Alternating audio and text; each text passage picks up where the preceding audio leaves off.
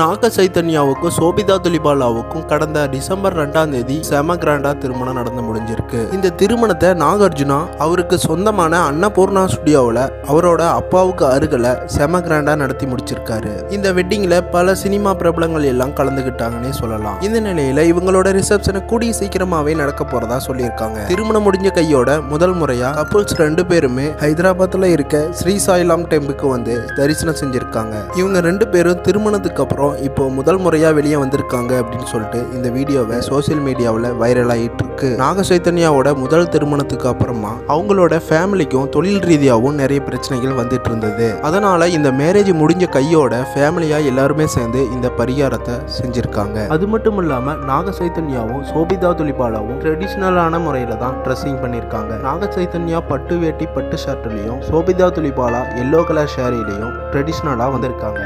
Update news தெரிஞ்சுக்க cinema vision சேனலை கண்டிப்பாக சப்ஸ்கிரைப் பண்ணிக்கோங்க.